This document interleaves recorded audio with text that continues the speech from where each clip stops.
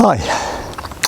Social media in the last few days has been going absolutely berserk about insects having disappeared, about the lack of bees in particular in people's gardens. A few people disagreeing, saying they've got plenty, but most people saying they're really worried because they're not seeing any bees. Some say they're used to, a week or two ago they had bees and now they've all disappeared.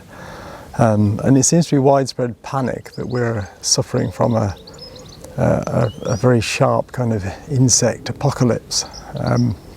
So I thought you might be interested in my take on what's going on.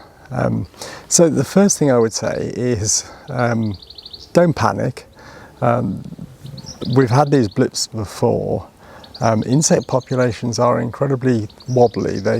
You look at them over time, they have booms and busts and they're really weather dependent. And we've had a pretty rubbish year for insects. We had this mild, really wet winter, followed by a really cold and wet spring. So in my garden, the plants have grown really well, the ones that haven't been eaten by the army of slugs. The insects have really struggled to get going. I mean, even today, it's the 1st of July, and I'm cold. It's pretty grim. Where is summer, you might well be asking. Well, so that, my take is that's the primary reason why there aren't so many insects around. There are some other kind of additional factors. The bumblebees, which are the commonest bees people tend to see in their gardens, there are a couple of very common species which finish early, so the early bumblebee and the tree bumblebee, both of which are pretty common in my garden. Their colony life cycle finishes about the end of June, so they've gone for the year, and that's caused quite a drop in bee numbers, which has kind of exacerbated this impression that all the bees have disappeared, I think. And in terms of butterflies, the buddleias have started flowering. I've got a lovely one I can just see over to my right. There's nothing on it, nothing at all. Actually, that's not uncommon. Wait a couple of weeks and hopefully there'll be peacocks and meadow browns and large whites and quite a few other common butterflies visiting them. So for example, peacocks, which are amongst our most kind of conspicuous and thankfully still common butterflies, they hibernate as adults. They come out in the spring as adults, lay their eggs, and the adults die. So at this time of year, there should be caterpillars or pupae which will hatch in a week or two, and produce the beautiful adult butterflies that we love, which will be hopefully sitting on my buddleia over there. Hopefully, so in a few weeks' time, maybe the short-term panic, will be over.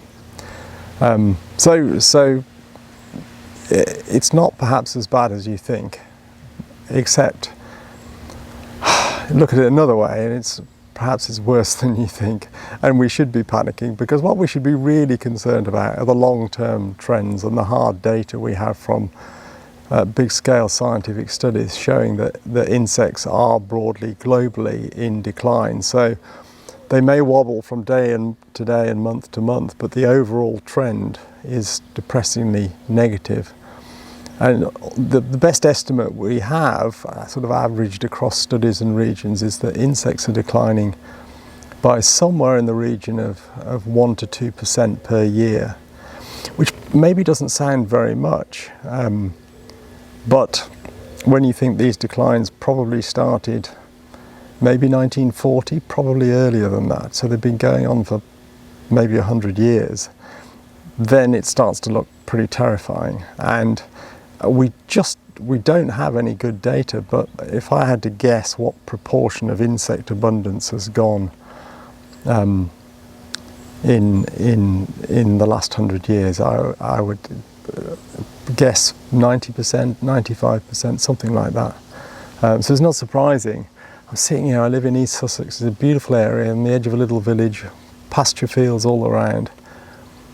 I can sit most of the day without seeing a swallow. There aren't any swifts around here, very few house martins, not many cuckoos, no nightingales. I haven't seen a spotted flycatcher in 10 years. They used to be common. These are all insect-eating birds that have declined. So it's the long-term trend that's the issue here. It's driven by lots of things: habitat loss, the intensification of farming and all the associated pesticides undoubtedly contribute. Light pollution is increasingly recognised as a contributor. Climate change, of course. The weird weather we've been having is undoubtedly at least partly to do with climate change. And that's beginning to impact on insects, and it's going to get obviously more extreme as climate change accelerates. So what can we do?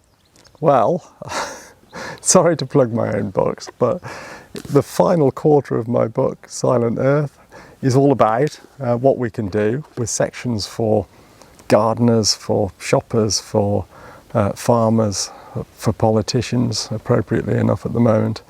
We can make our gardens into fantastic insect-rich spaces and badger our local councils to not mow the verges and roundabouts, and to turn our parks and cemeteries into wildlife-rich places. We can support nature-friendly farming practices. I mean, I could talk for ages about that, but I mean, at its simplest, for example, buy organic food. If everybody bought organic food, there wouldn't be any pesticides in the world. And given that there's an election looming a couple of days away, vote for the politicians which have the strongest green credentials. I'm not going to tell you how to vote, but I looked at what the different parties are offering. I think the Tories have been awful as far as climate change and the environment goes. Labour look better, but it's disappointing in my view what they're offering.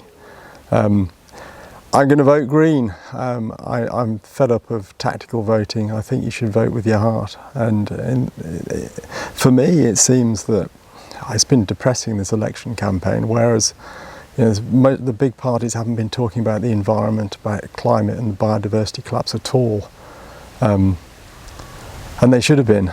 But for me, it's the biggest issue facing mankind today. It's an existential crisis that we're just turning a blind eye to. So yeah, I'll be voting Green, but you must do what you must do, and we'll see what happens with the next government. Anyway, do what you can to help the insects, be it small scale in your garden or anything else you can come up with. Please do your bit, and every little bit helps. Okay, until next time, bye.